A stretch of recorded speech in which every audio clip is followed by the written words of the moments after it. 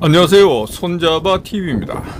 오늘이 2025년 5월 10일 멋지고 아름다운 계절의 중심에 와 있다는 것은 다 아는 사실이죠. 오늘이 대한민국 역사에서 기억되어야 할 날이라는 것을 아시는 분은 얼마나 될까요? 433년 전 오늘 우리 민족에게 가장 큰 아픔으로 남아있는 대사건, 바로 1592년 음력 4월 13일, 양력으로는 5월 10일 오늘에 벌어진 임진왜란입니다. 왜군이 조선을 침공해 벌어진 대참극 임진왜란. 우리 민족에게 너무나 아픈 기억이고 잊어서는 안 될 사건입니다. 그래서 손잡아 TV는 임진왜란의 의미를 새겨보는 기회로 삼기 위해 의병의 뜻을 기리고 있는 충익사 의령군 현장을 방문해서 촬영한 영상을 방송하게 되었습니다. 손잡아 TV는 일상생활에서 접하기 어려운 가치 있는 내용을 방송해서 구독자님들이 정신을 맑게 하고 마음이 따뜻해지도록 하려고 노력합니다. 구독과 좋아요는 진심에 대한 소중한 표현일 것입니다. 한 번만 체크하셔도 충분합니다. 의병의 발상지라고 하는 의령군 충익사는 입구에 의병탑과 충의문이 있고, 홍림은 경내의 의병의 대명사로 알려진 곽재우 의병장과 그 외 17분의 의병장을 모셔놓은 충익사당이 있습니다. 제가 충익사당 이곳에 방명록에 기재를 했는데, 제가 왜 충익사를 방문했는지 간략하게 기록하는 장면입니다. 우리가 3.1절, 6.25 사변, 8.15 광복 등은 쉽게 기억하고 있지만 임진왜란이 일어난 날 4월 13일을 기억하는 것은 등한시합니다. 그래서 433년 전 오늘 임진왜란이 발발한 날을 상기해 보고자 하는 것이죠. 이 사당에는 의병장 곽재우 장수의 위패가 중앙에 있고 양쪽으로 17인의 의병장이 모셔져 있습니다. 경건한 마음으로 기도를 올리고 그 뜻을 이 영상에 담아 구독자님들에게 전하는 것입니다. 다음은 의병 자료가 있는 의병박물관으로 가고 있는데, 의병박물관에 들어서고 있는 모습입니다. 현관 중앙에는 바로 곽재우 장수가 외적을 무찌를 때 말을 타고 적을 무찌르는 용맹한 형상의 조형물이 서 있습니다. 임진왜란이란 무엇일까요?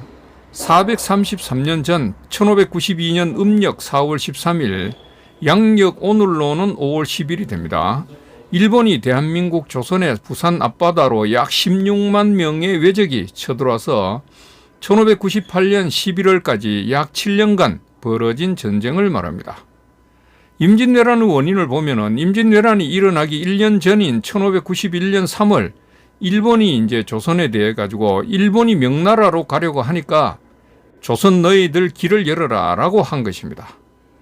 이에 대해 조선은 이런 지하 거절을 하면서 일본이 1592년 4월 쳐들어온 것입니다. 조선인의 정서나 외교는 일본에는 반일적이었고 중국에는 친중적이었기 때문에 전쟁이 일어난 거죠. 당시 일본을 통일하고 권력을 잡은 도요토미는 기세가 하늘을 찌를 듯 등등했고, 조선뿐만 아니라 중국 명나라까지도 징벌하려는 야욕을 가지고 있었던 것입니다.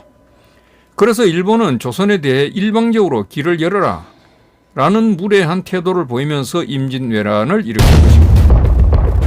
조선은 1592년 4월 14일, 말하자면은 이제 4월 13일 날 임진왜란이 일어났으니까 부산에 상륙한 일본군 선봉대에 의해서 부산 진성과 동래성이 하루 만에 차례로 이제 함락되어 버렸고, 20일 만에 서울 당시 한성을 점령당하고 말았죠. 그리고 불과 2달 만에 평양과 함경도까지 빼앗기고 말았습니다. 하루아침에 나라를 통째로 빼앗기게 되는 위기에 처한 것입니다. 나라를 지키기 위해 준비를 하지 않았으니 당연한 결과가 아니겠습니까?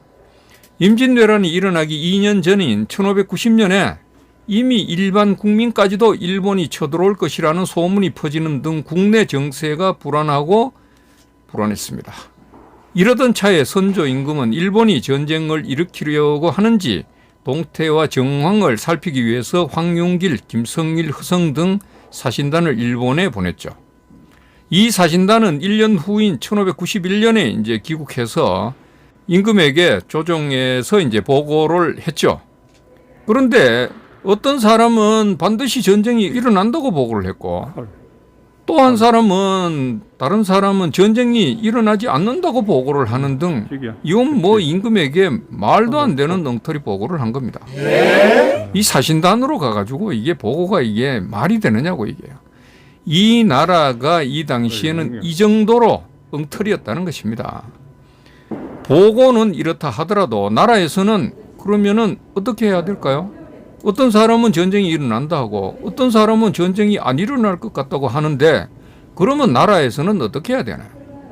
나라를 지키는 일은 작은 위험에도 유비무한 준비를 해야 하는 것이 통치자의 기본 자세 아닙니까?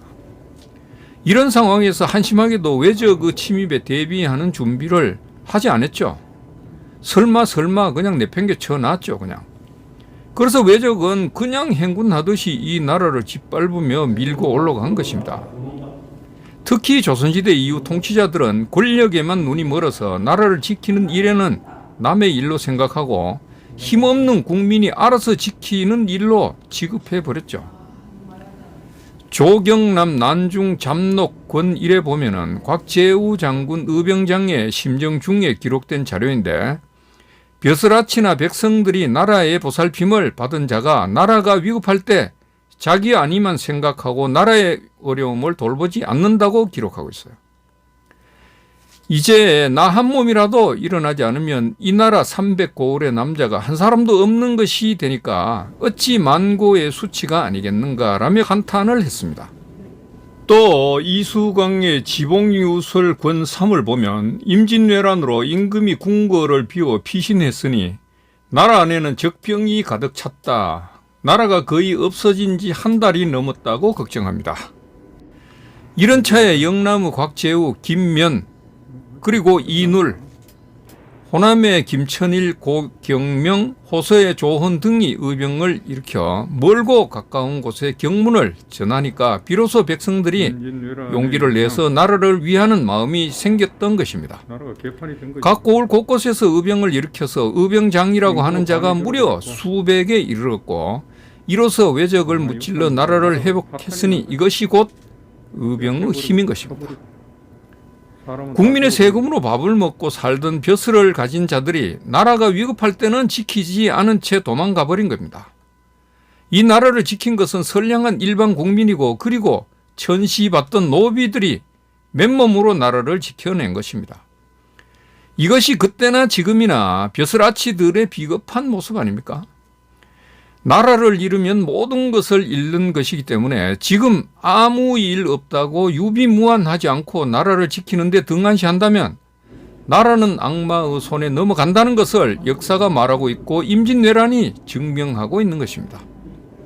아무리 임진왜란이라고 입으로만 외치고 떠들어도 나라를 위한 준비와 노력을 하지 않으면 아무 소용이 없는 거죠.